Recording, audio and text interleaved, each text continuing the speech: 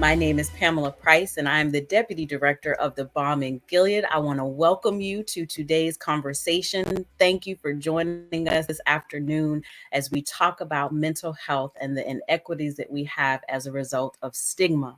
On behalf of the CEO and founder of the Balm in Gilead, Dr. Pernessa Cecile, I want to thank our partners who have joined with us in this conversation, as well as the amazing speakers and panelists that we have joining us today. As we all know, May is Mental Health Awareness Month. All month long, hopefully you've been engaging in conversations with your loved ones, with your families, with our communities, with our congregations. And today we want to shine a light on stigma. In all of its forms. We also do want to take a moment just to recognize and send our thoughts and our prayers to the families and the loved ones involved in the shooting in Texas yesterday, in Uvalde, Texas. I was born and raised in Texas, so that definitely hits close to home. Our prayers and our thoughts are with those families and with that community. And it is also with our leaders as well, that we really come together in this moment so that we can not only send our prayers and our thoughts, but we can also put some action behind that to hopefully stop and end this almost never ending. It almost seems like, just revolving door of shootings of our elders, the shooting of our children. And so, again, definitely wanted to take a moment today to know that our hearts are with that community, and really just communities all over the country who are continuing to face instances of gun violence that are ending lives way too soon. So definitely wanted to take a moment to acknowledge that. Again, I'm really excited to be with you all today, and even more excited to have some amazing individuals who are advocates in this space. They are champions in mental health. They speak to it not only from a professional place, but also from a personal space, which makes it more impactful to those who they connect with. First, I want to introduce Ms. Sheila Battle.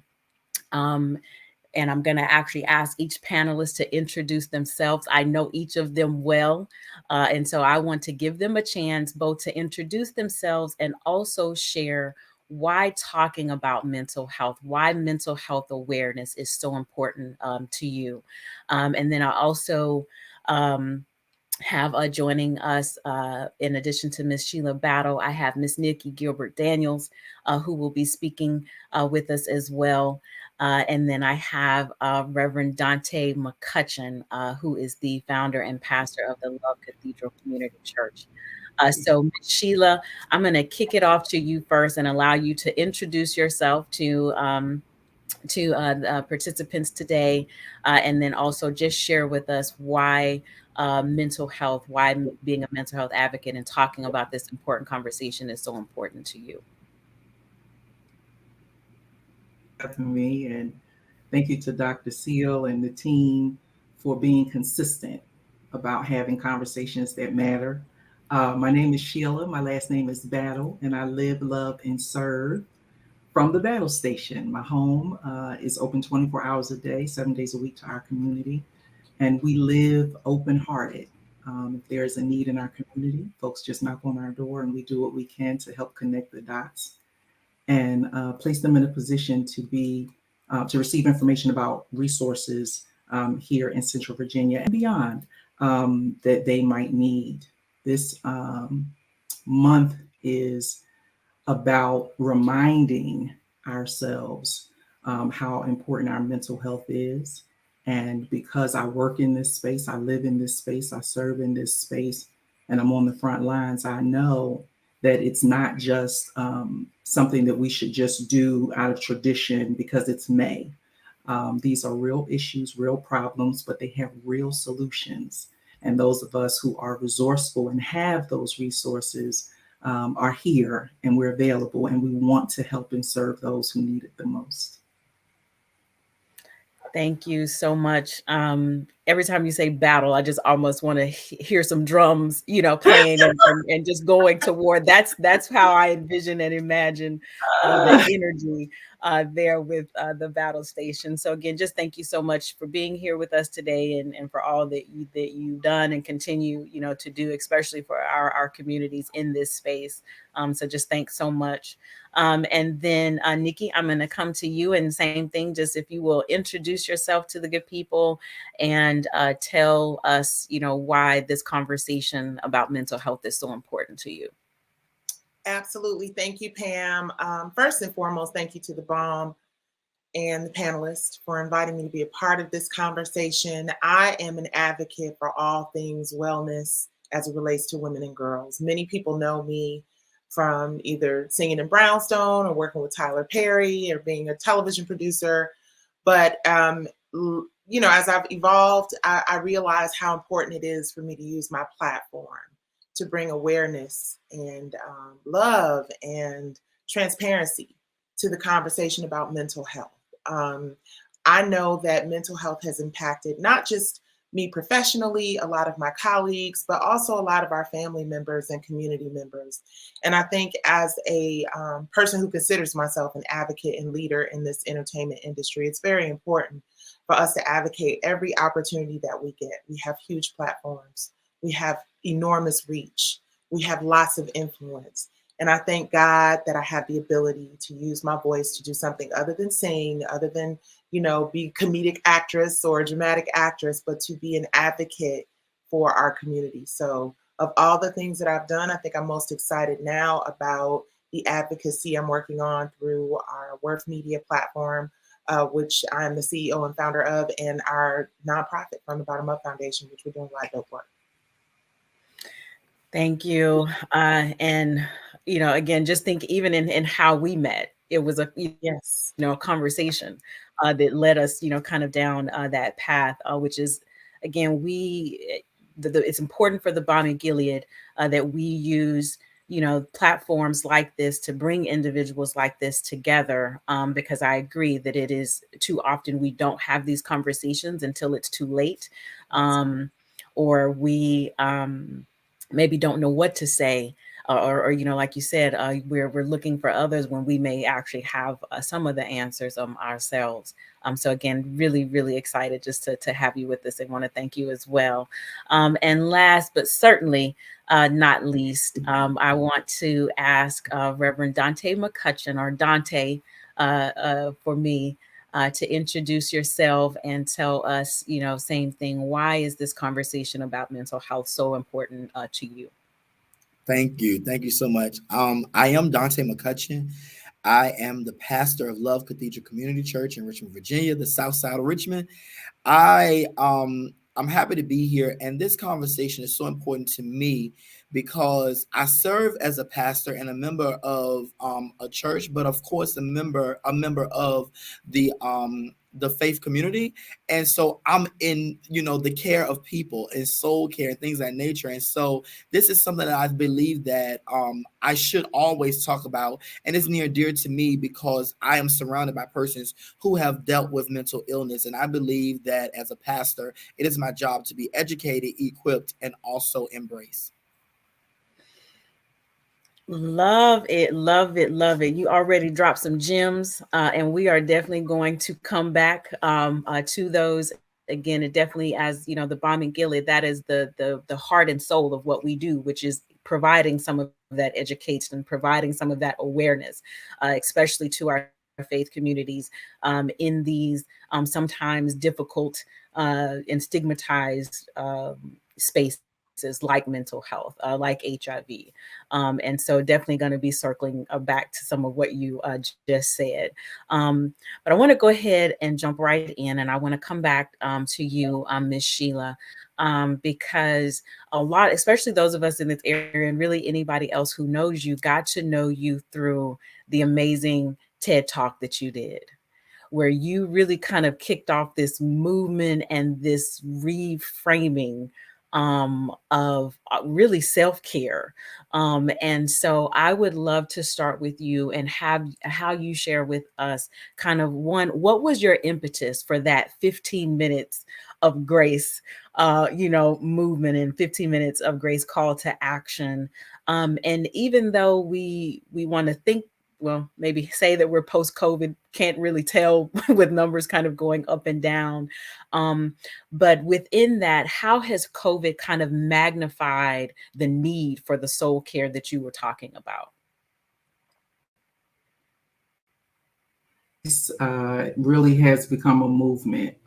It was something that I was just doing personally. I had no intention for it to become a TED Talk or a book or a movement or anything like that. I was just trying to keep my own nose above water. But what was happening was I was part of this sandwich generation that we talk about, and I was taking care of my dependent children and nursing 3 elderly parents, and we nursed them until they transitioned. And I was in grad school and working a full-time job, and was the Uber before Uber for all of the kids in the neighborhood and serving at the battle station. And it just became too much. It was just all too much. This whole idea that, I'm every woman, it's all in me, and I'm gonna beat my chest and talk about how strong I am. And it wasn't true. It wasn't true. And so I gave myself permission to admit that it wasn't true. And 15 minutes of grace was the gift that was given to me to give my soul a chance to get somewhere and sit down, to think about what I was thinking about, to think a thought all the way out, to see what exactly I was most in need of, so that I could be all things to all people and continue to serve the way that I was doing it. During that time, I was also working for a local human services agency. And it really hit me that if, a police officer arrives on the scene of a fatality similar to yesterday, within 24 hours, that law enforcement officer has access to mental health services. But what people don't realize is not only the police officers arrived on that scene yesterday, but social workers had to arrive on that scene yesterday. Counselors had to arrive on that scene yesterday. And those other human service folks don't always have access to those resources. And so that was why we started this whole thing around soul care, and we developed a curriculum, and we're getting it accredited and all of that, and sharing that information about how to resource yourself, how to source and resource yourself so that you can take good care of yourself. And this is on the rise because of COVID and having been isolated and shut down and locked down for 2 years. Previously, we could hide our conditions in crowds. We could immerse ourselves in our communities, and we could source and resource each other in that way. But when you are locked down and you are in your home and you don't have human touch and human connection, people really found out that they don't have all the resources that they thought they had.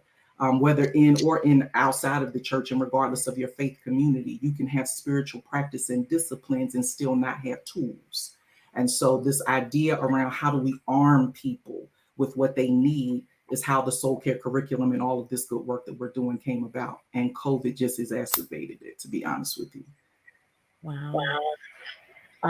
Yeah, COVID brought to light, I think, for both good and bad, Yes. a lot of things that hopefully, over 2 years now into it, things like soul care, things like pausing, things, understanding that there's a difference between, access and utilizing tools and resources that we have, because there's always a conversation around access to things, and then access get created, but then no one actually uses them. And some of that comes from we just don't give ourselves permission to take advantage perhaps of what's being made available to us. So definitely want to come back to that.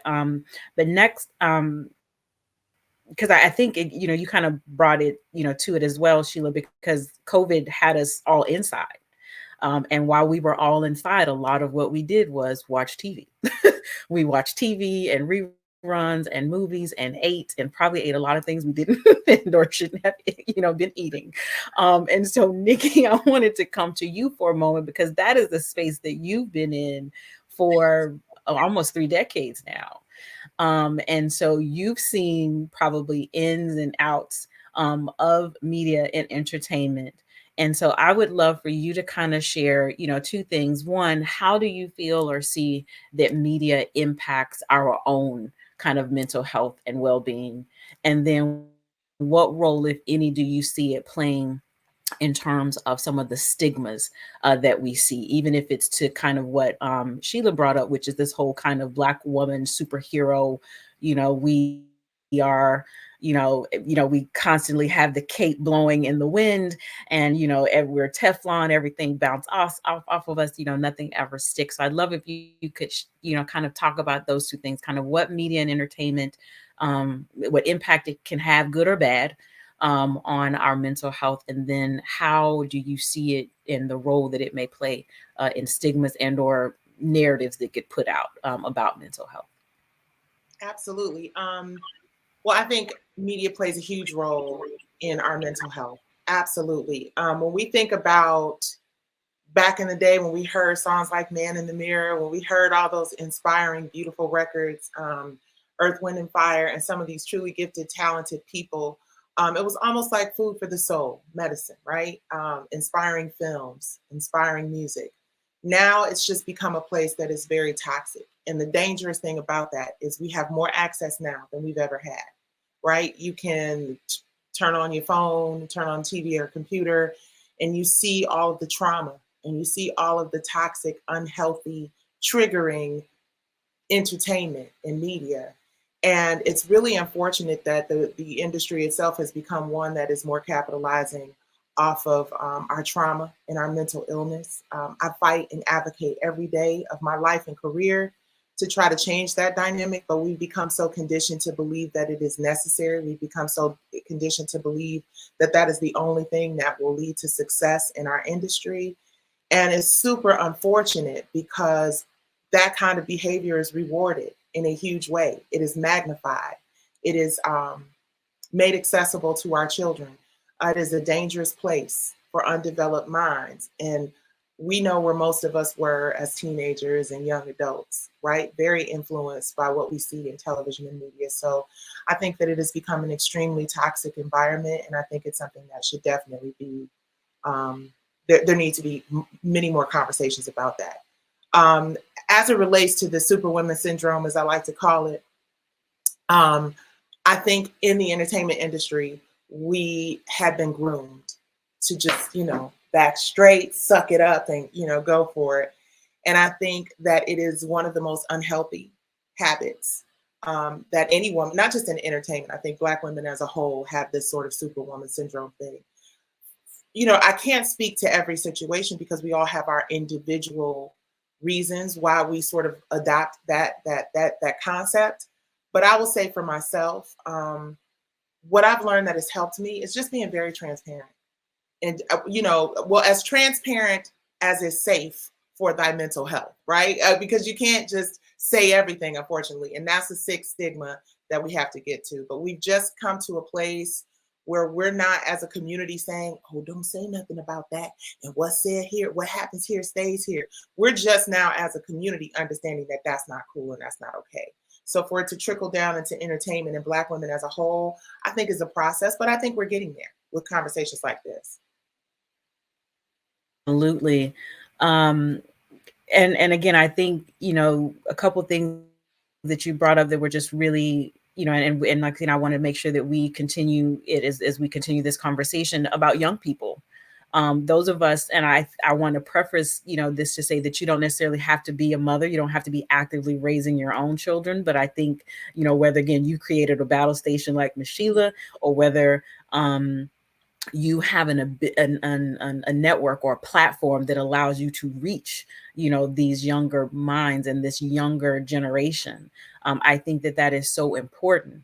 Our legacy will be what future what future we create for them. And I think that is just so important for us to keep in the forefront of our minds, is that our young people, what's happening with us doesn't happen in a silo. So it's often young people are watching to see what we are doing, what we are saying and or not saying or not doing. So Reverend McCutcheon, so you mentioned, which, and I love the way that you phrased it, because you said, again, you're on the front line. Not as a pastor, you are recognized as a key leader and figure in your community, in the surrounding communities. I know for sure in this Richmond area.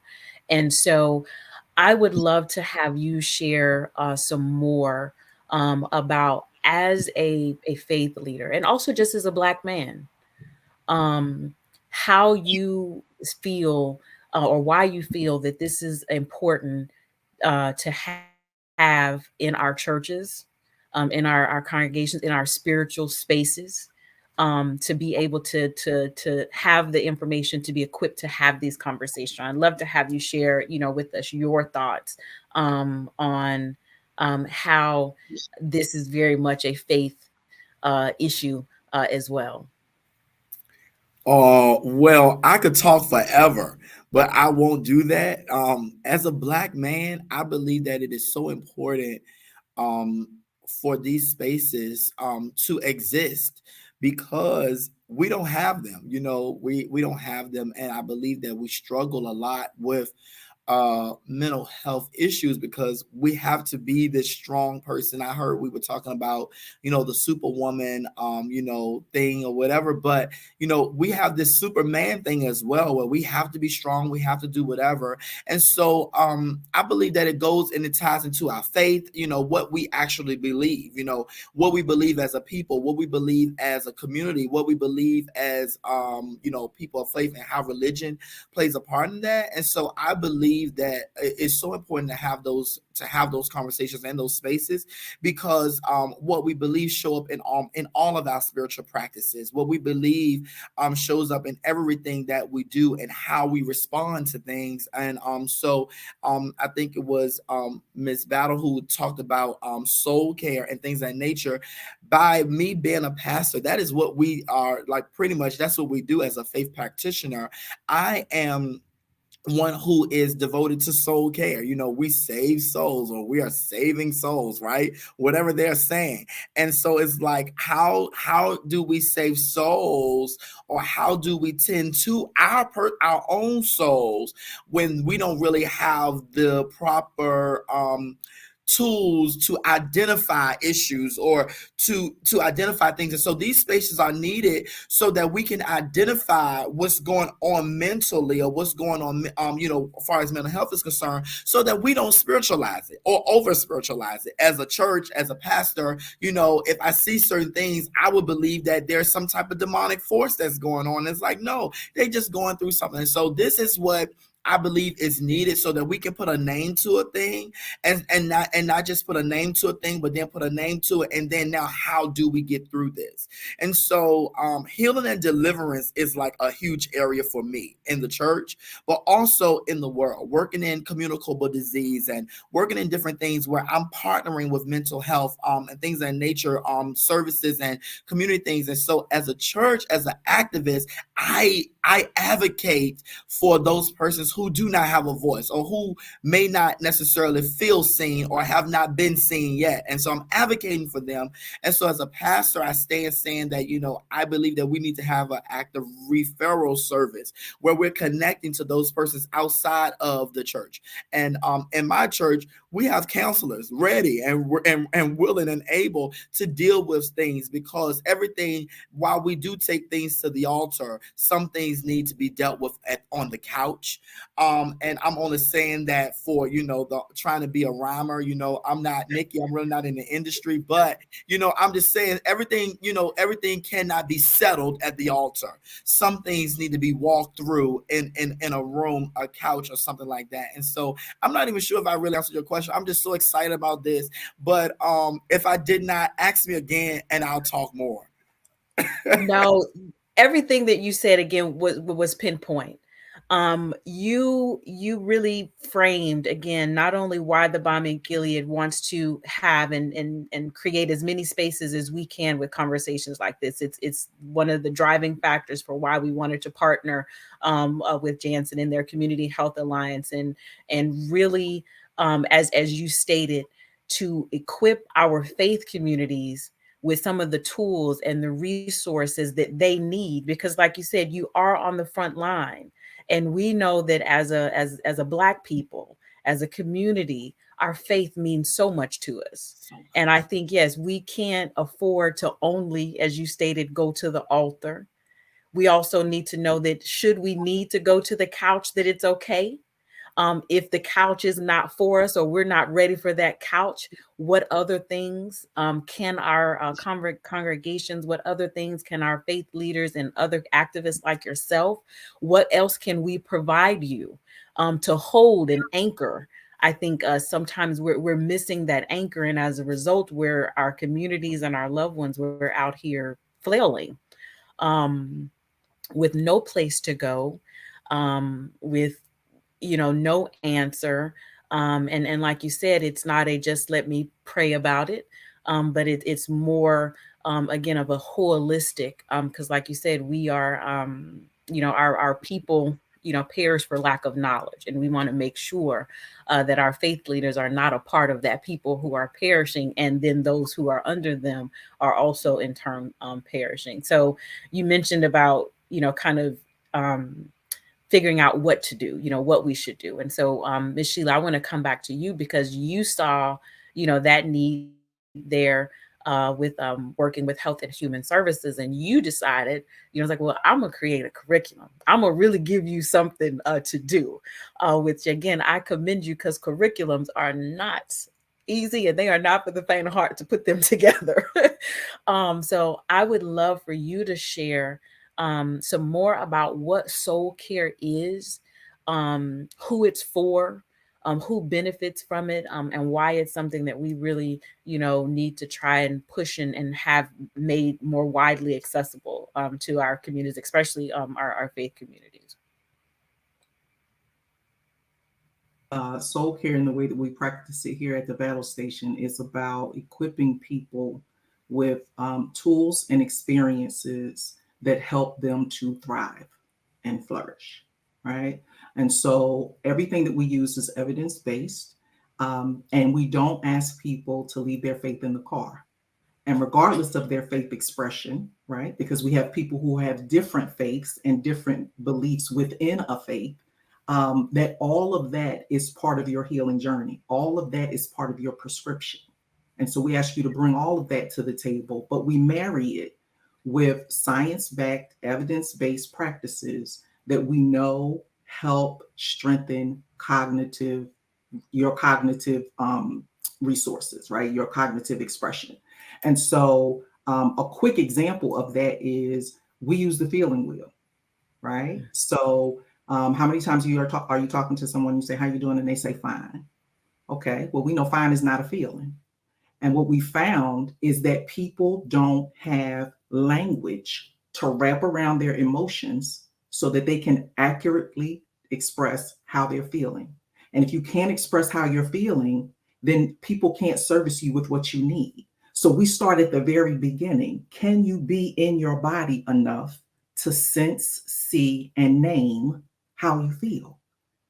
We got to start right there. We got to start right there. And so we want you to pray. We want you to fast. We want you to go into the silence. 15 minutes of grace is all about the silence. We want you to do all of your spiritual practices, but then we want to bring that and marry that with these evidence-based practices so that you can see incremental change and growth, which begets more incremental change and growth, right? So people need to see mile markers where they can see and chart their own growth, their own development, and to see what practices work best for them. I'm big on, I used to hate the word permission, like give yourself permission, give yourself permission. And I thought that was such a trendy cliche, but it really is true that people don't give themselves the gift of their own yes, right? I grew up old school Baptist and transitioned into the Pentecostal church, right? And so we sing, yes, Lord, and then we go home and tell ourselves no.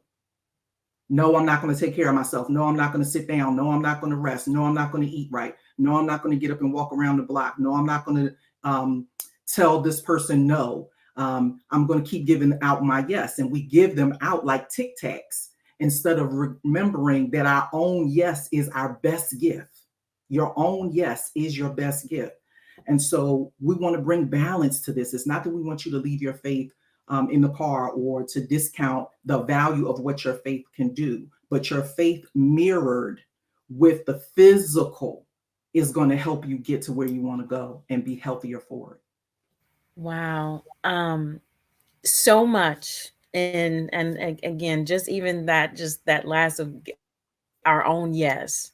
And then the feeling, wheel. Because I agree. I think it's almost knee jerk when someone asks us, and hopefully they are genuinely asking us, they're not doing the, hey, how you doing? And didn't even stop, but they really Right. are wanting to know how we're doing.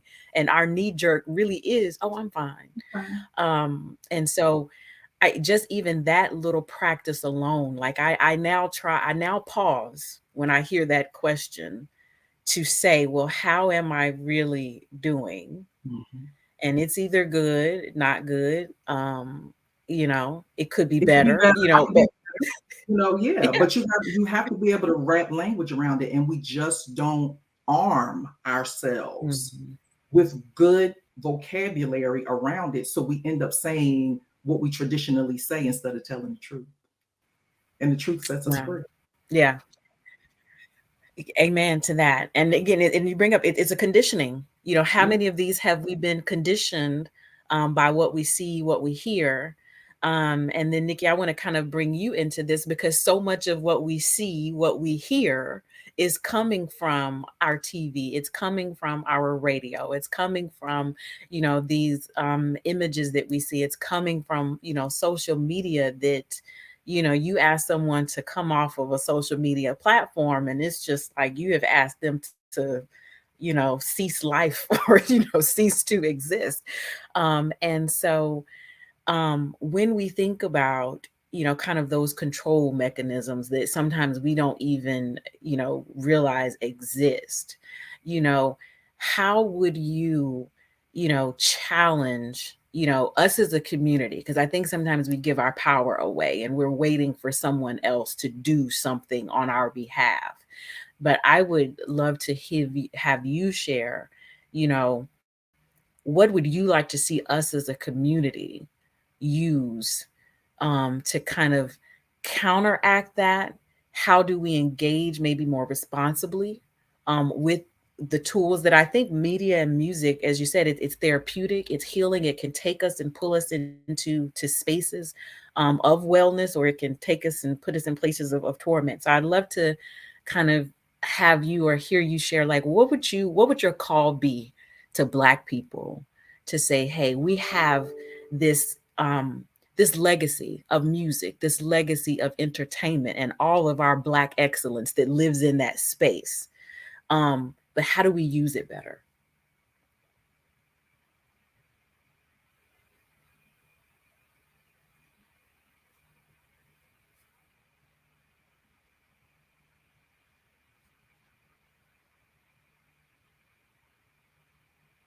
Oh, I think you're muted.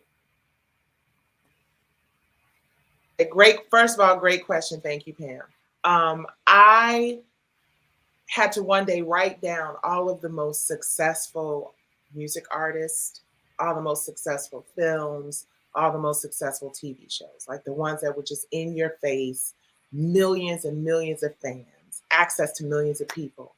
And I was shocked and appalled at the number of them that had messages that resonated with trauma and pain and dysfunction. I would say if you really care about what our kids are exposed to, what I mean, you get the response all the time. Well, it's the parents' fault. It's the responsibility of the parents to make sure that their kids aren't watching this. There was a picture of a young man with a very dangerous gun in a prom photo. And underneath, there were so many people who were, it's the parents, it's the parents, it's the parents. When you have parents that are struggling with their own mental health, when you have parents that are struggling to work hard every day, you want to be able to lean into the fact that there's some sort of regulation on what your kids have access to at school, at the playground, when they're outside playing. We know our parents didn't have access to every record we listened to. So I think we have a responsibility as a community to really identify what the majority of the content that our kids are consuming is. Once you see it in black and white, once you realize it is either telling our girls that they should be strippers, telling our boys that they should be gangsters, telling people they should be ashamed of, speaking out and sharing their mental health issues. Once you see how much of that is actually in our community, I think people will start to take a break from social media. Just demand for yourself. What does that? Give yourself permission. Give yourself permission to unplug from it. Because what I find is when I unplug from it, and many of us do it for work, but when you unplug from it, you start to realize that there is life outside of this life that we're scrolling through. And that often does a number on your confidence.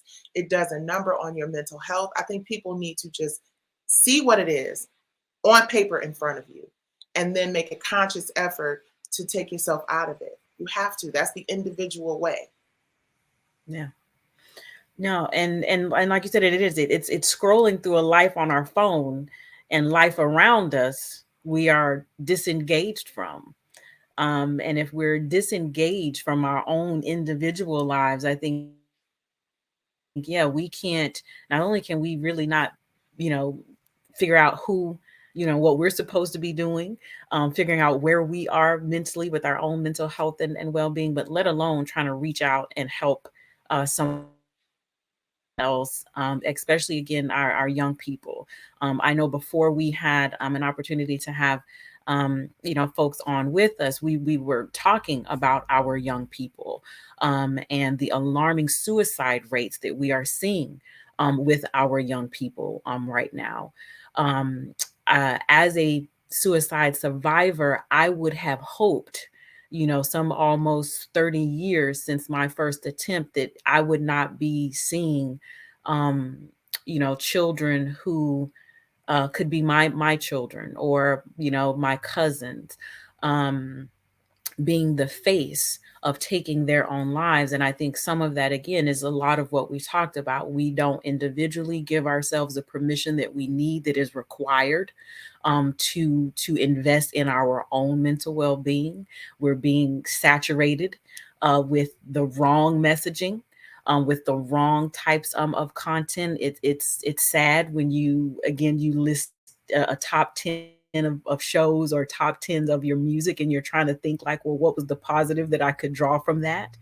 um and then to you, Dante, again, as we talked about young people, because I know with your work with Love Cathedral, as you mentioned, you have counselors that are available to you on site. I know that you often speak and message and advocate for young people.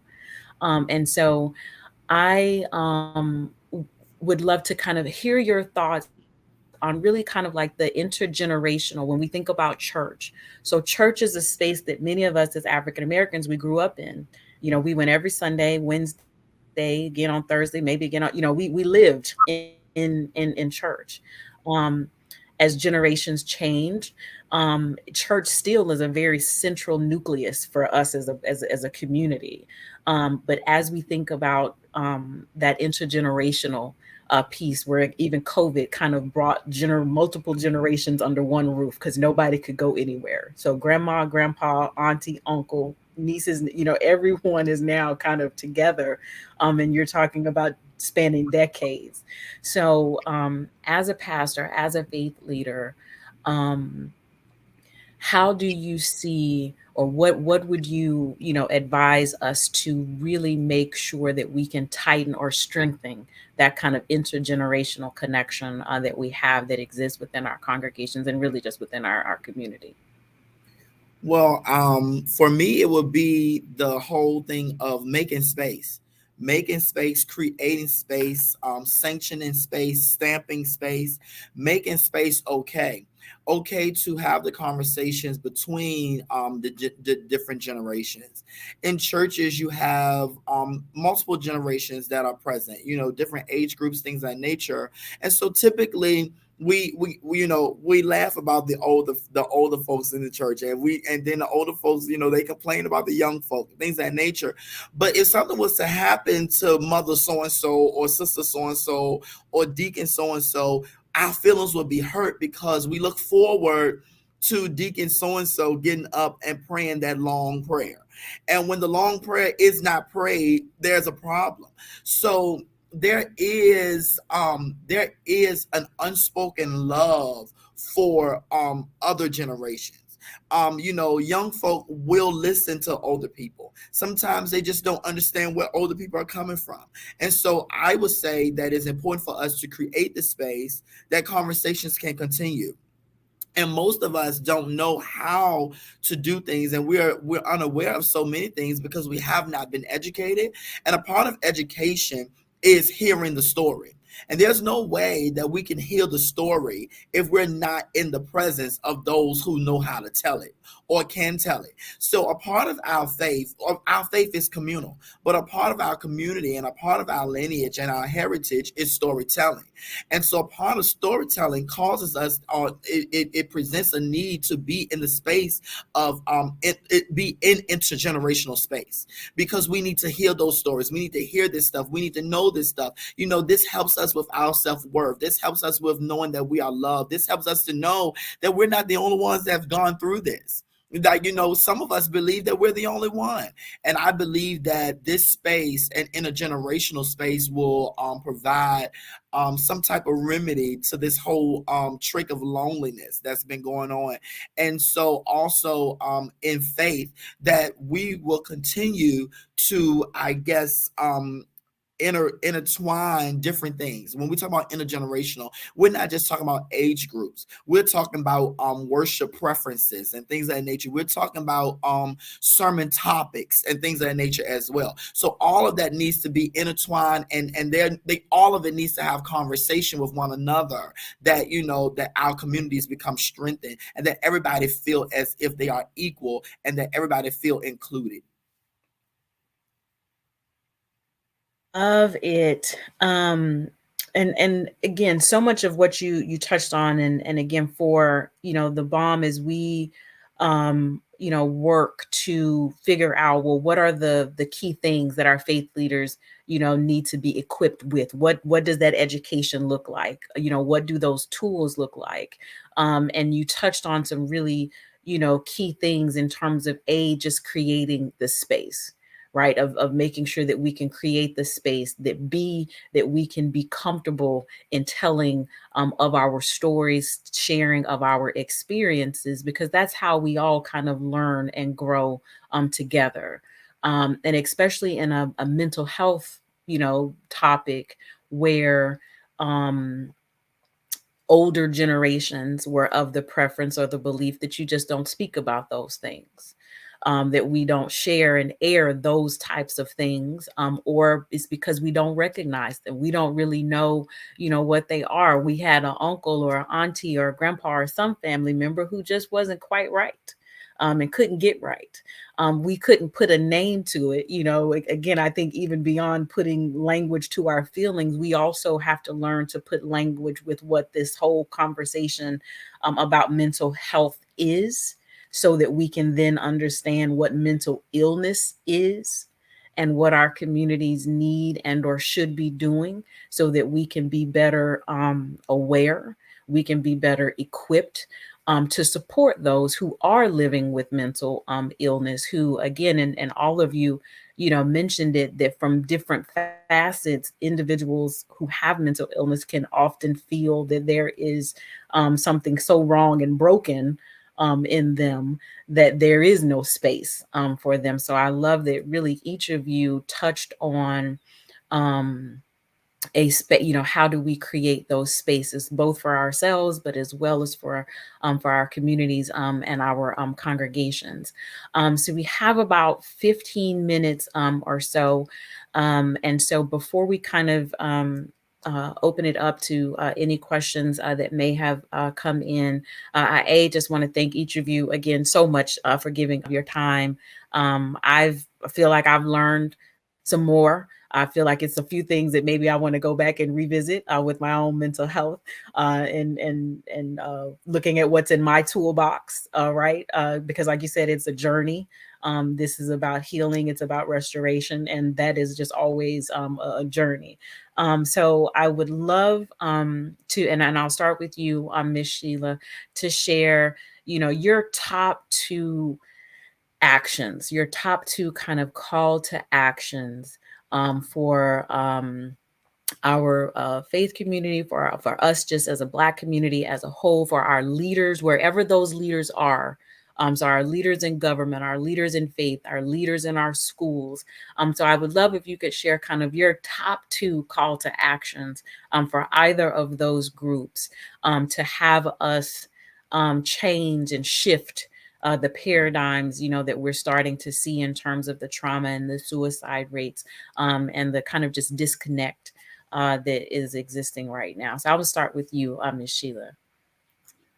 Well, the first thing I would say is normalize your mental health appointment.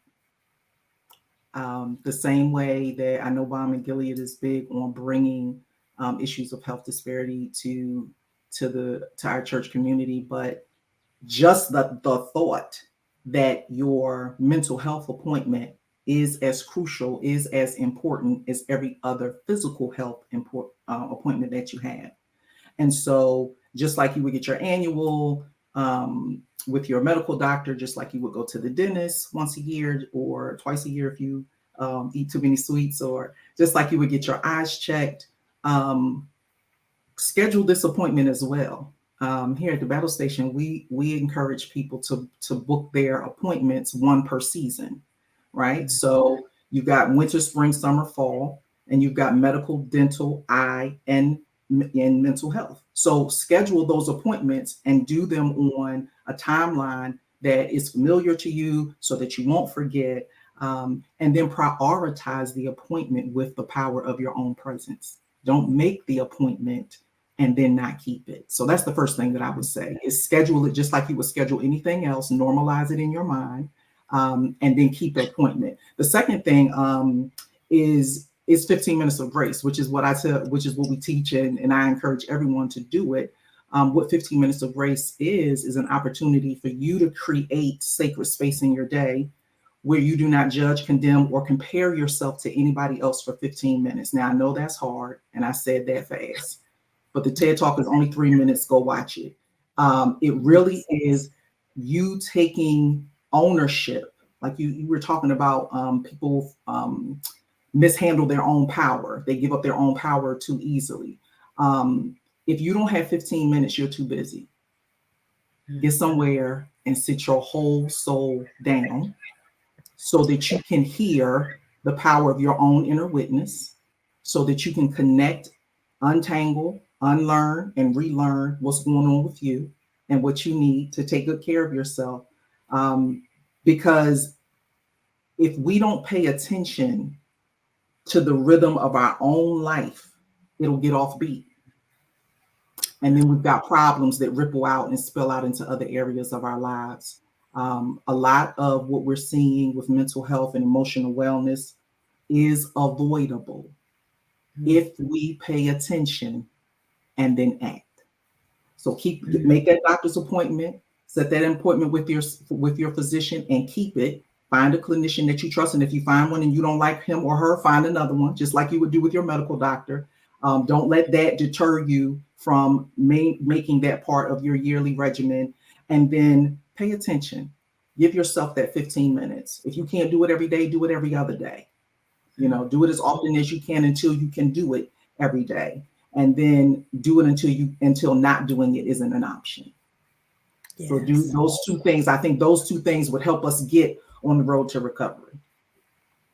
Love it. Can I just share something? Because Reverend Dante, and maybe I'm calling him Dr. Dante prophetically, but Reverend Dante was talking about loneliness, and that's another thing that's big for us in the work that we do.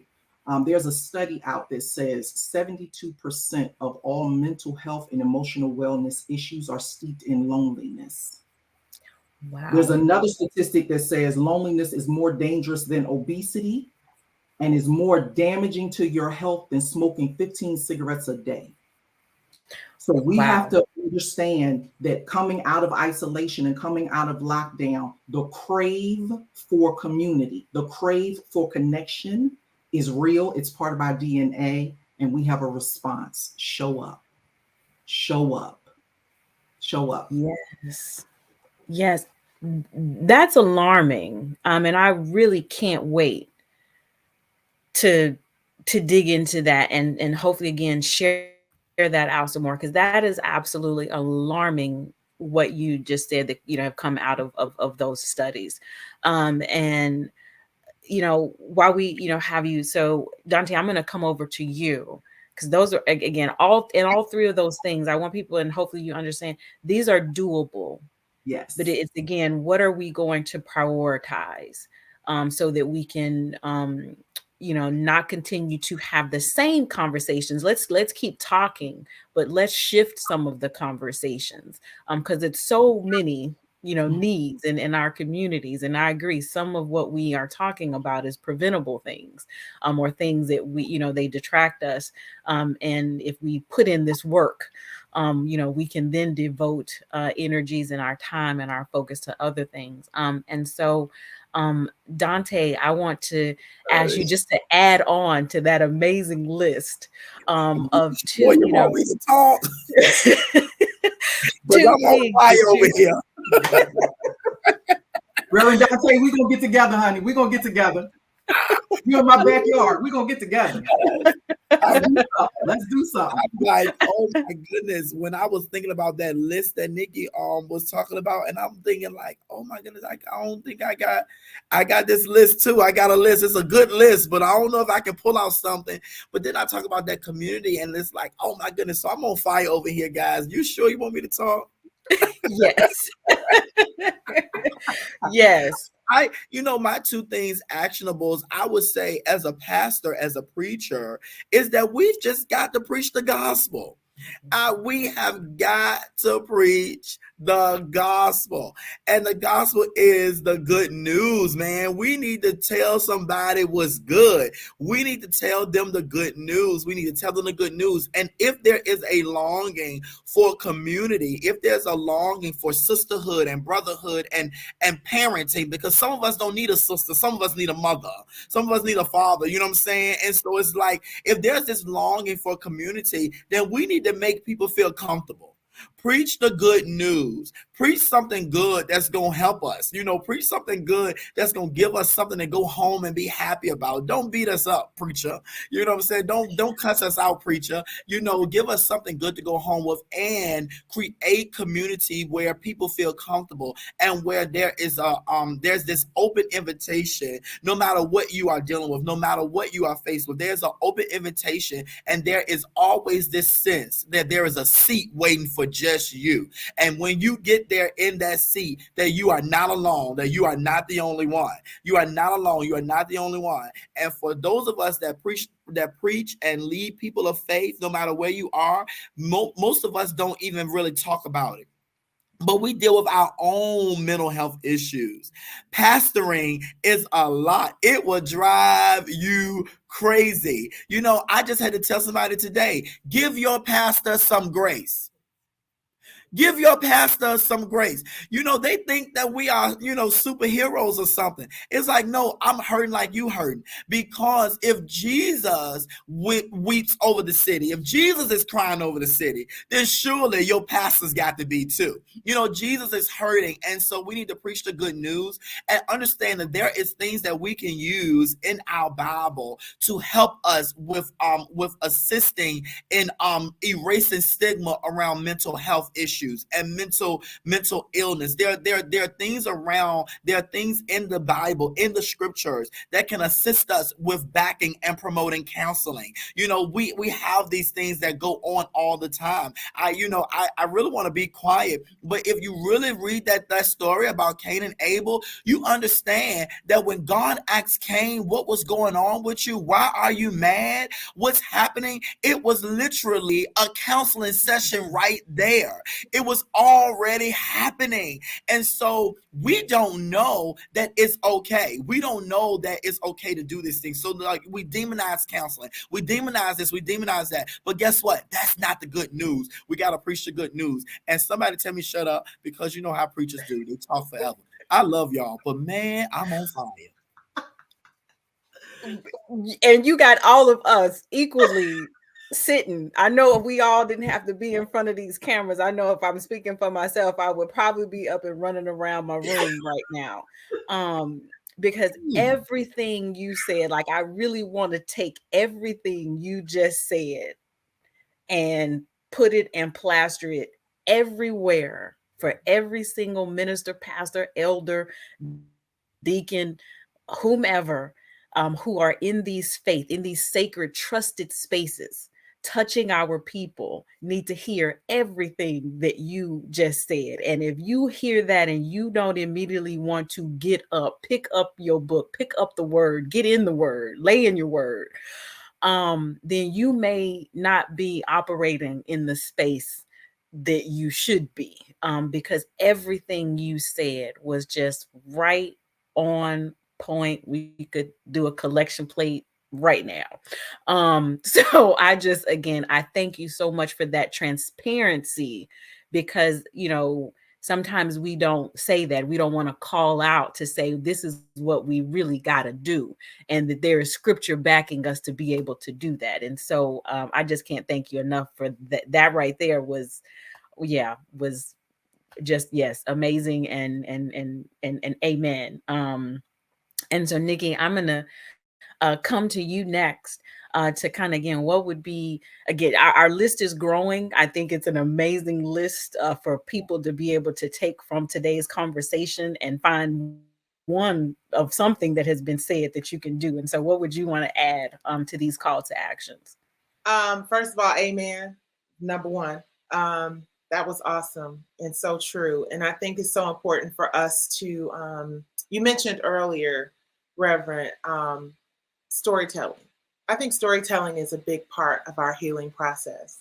I think people should feel okay sharing their stories, sharing, their being transparent, right? And I think what we can do is be less judgmental and listen more with the intention of understanding versus waiting for the opportunity to say something. Sometimes people just need to be heard. I think we need to really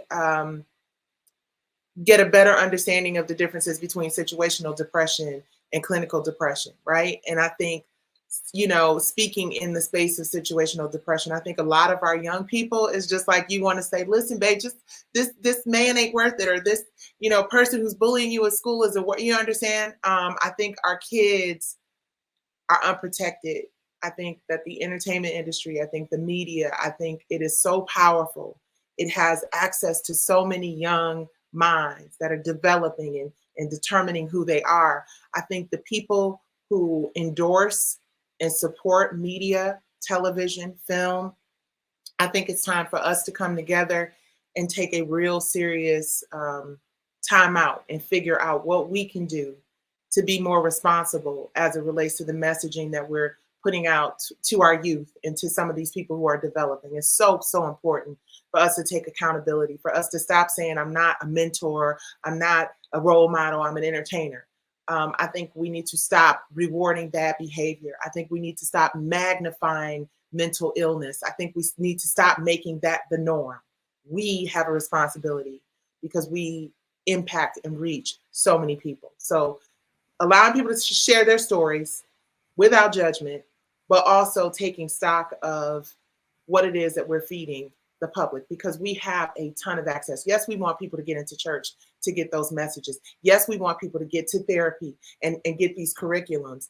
And it takes people in entertainment, right? They say, you want to keep something away from our folks, put it in a book, put it in church. We have to make it popular for people to go out and seek that help. And the other thing, second thing, vote. When you start talking about who determines how much mental health care we have in our communities, when you start determining, vote. Get involved in that process, because we need to make sure that we have access to care. And that is a big issue in our community. Lack of access, and people having problems that they view as way bigger than their mental health. And unfortunately, we don't understand that there's nothing more important than health of the mind, the body, and the spirit. So that's it. Oh, and again, I don't think we could have wrapped this on a more kind of poignant call, because I think that just ties it all again to back to where we started with it begins with us. It begins to each and every single one of us individually saying we're going to reclaim our own time. And then once we reclaim our own time, our own mind, and own well being, then we can be equipped to go out here and save and connect and have the good, share the good news. It's really hard to share the good news when you when you yourself Struggling are. to find. And so again, it all centers and begins with us. I just cannot thank each and every single one of you for joining us today, for sharing, for being authentic, for being transparent. I think there's nothing more beautiful than for us to be able to share space with each other in a way that we don't feel like we got to put on airs or put on a mask for other people, because we're talking to our people, we're talking to each other, and that's what this conversation was all about today. We hope that something that has been shared that has touched you. Like I said, I know that there's been multiple things shared that I definitely am going to take away from this today. Whether it's just that 15 minutes of grace, or start with 5 and work your way up to 15 if you can't get the 15. And having heard, and I ask you, if you haven't, go check out the TED Talk. It is amazing. But start somewhere.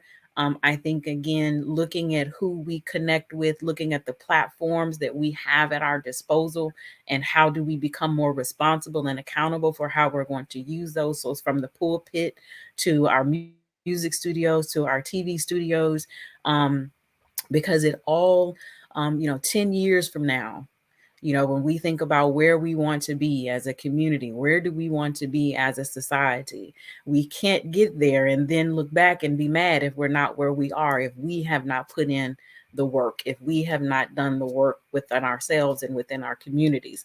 Then we can't blame Generation Z. We can't blame, the generation, coming after, if we have not done so many of the amazing call to actions that the three of you have charged us with today. So again, on behalf of Dr. Panessa Seal and the entire Balm and Gilead team and family, we just cannot thank you enough. I really cannot wait for the rebroadcast of this, and really hoping to get this out into the hands of our Janssen partners as well, for the work that they are doing in Georgia and Texas and California, because I really believe the three of you have shared some just awesome uh, uh, tools and instruments and realistic things that I believe our communities can do. So I just want to thank you all enough.